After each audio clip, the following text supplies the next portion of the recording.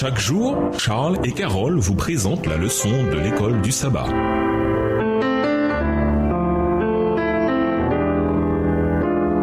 Bienvenue dans notre émission Dieu nous parle. Nouvelle leçon de mardi, Josué le type. À la lumière de la typologie biblique, que signifient les multiples similitudes entre la vie de Moïse et celle de Josué? Lisons Exode 3, versets 1 et 2, Josué 1, versets 1 à 3, Nombre 13, versets 1 et 2, Josué 2, verset 1, Exode 3, verset 5 et Josué 5, verset 15. Exode 3, les versets 1 à 2. Moïse faisait paître le troupeau de Jéthro, son beau-père, sacrificateur de Madian. Et il mena le troupeau derrière le désert et vint à la montagne de Dieu à Horeb.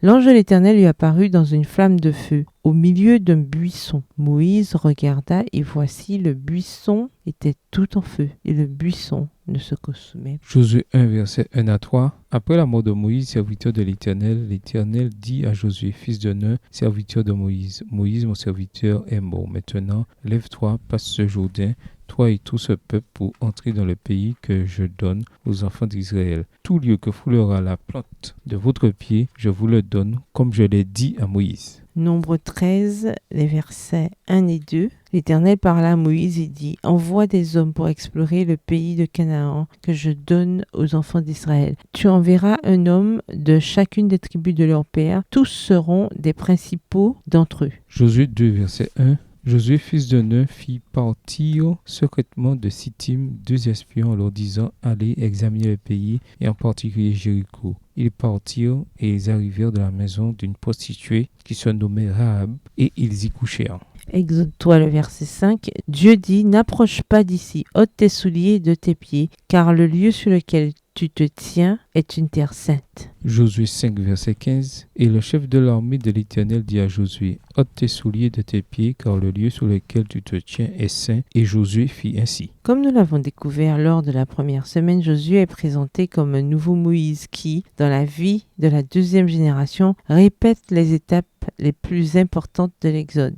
Tout comme Moïse, il a reçu une mission après une rencontre personnelle avec le Seigneur. Sous le leadership de ces deux hommes, la renommée d'Israël parmi les nations inspire de la crainte. Moïse conduit Israël en traversant la mer Rouge, tandis que Josué conduit Israël lors d'une traversée miraculeuse du Jourdain. Tous deux se voient rappeler la nécessité de la circoncision et l'importance de la Pâque. La manne commence à tomber à l'époque de Moïse et cesse de tomber avec Josué. Tous deux reçoivent l'ordre d'ôter leurs sandales. La main étendue, les deux signalent la victoire pour Israël. Moïse donne des instructions pour la répartition du pays et l'établissement de villes de refuge. Josué concrétise ces instructions. Tous deux font un discours d'adieu à la nation et renouvellent l'alliance pour le peuple à la fin de leur ministère. Lisons Deutéronome 18, versets 15 à 19, Deutéronome 34, versets 10 à 12, Jean 1, verset 21, Acte 3, les versets 22 à 26 et Acte 7, verset 37.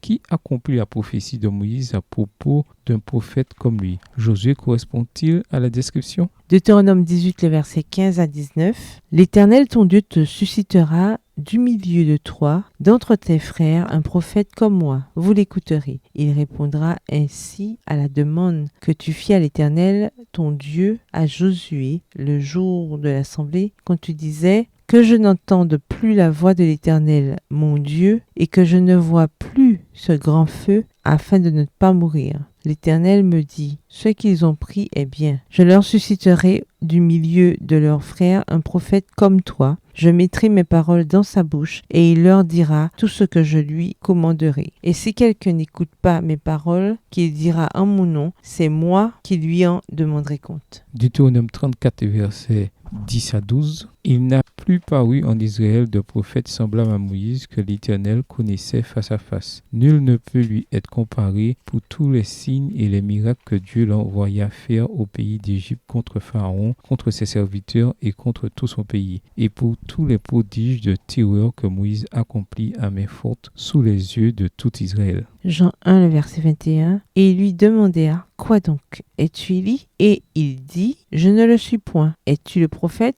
Et il répondit, non. Acte 3, verset 22 à 26, Moïse a dit: le Seigneur votre Dieu vous suscitera d'entre vos frères un prophète comme moi. Vous l'écouterez dans tout ce qu'il vous dira. Et quiconque n'écoutera pas ce prophète sera exterminé du milieu du peuple. Tous les prophètes qui ont successivement parlé depuis Samuel ont aussi annoncé ces jours-là. Vous êtes les fils des prophètes et de l'alliance que Dieu a traitée avec nos pères en disant à Abraham: toutes les familles de la terre seront bénies en ta postérité. C'est à vous premièrement que Dieu, ayant suscité son serviteur, l'a envoyé pour vous bénir en détournant chacun de vous de ses iniquités. Acte 7, le verset 37, c'est ce Moïse qui dit aux fils d'Israël: Dieu vous suscitera d'entre vos frères un prophète comme moi.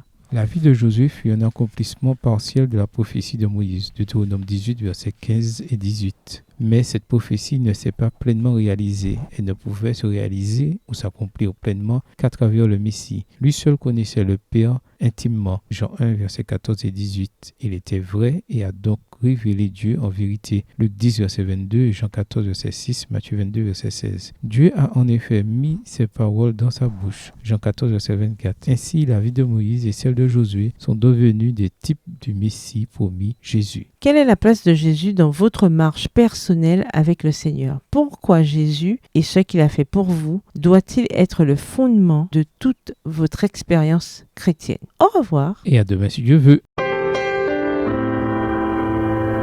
Dieu nous parle. Chaque jour, Charles et Carole vous présentent la leçon de l'école du sabbat.